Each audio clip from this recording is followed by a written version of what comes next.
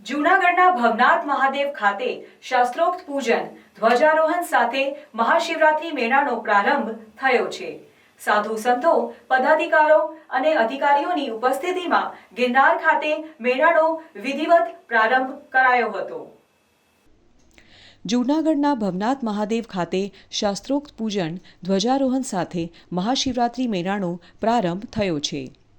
સાધુ સંતો પદાધિકારીઓ અને અધિકારીઓની ઉપસ્થિતિમાં ગિરનાર ખાતે મેળાનો વિધિવત પ્રારંભ કરાયો હતો।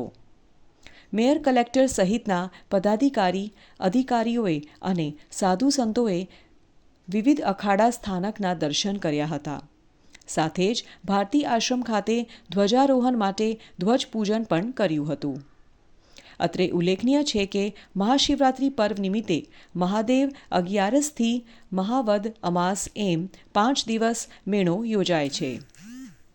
ભવનાથ મેળામાં મહાશિવરાત્રિની મધ્યરાત્રિએ ભગવાન ભોલેનાથની પૂજા કરવામાં આવે છે।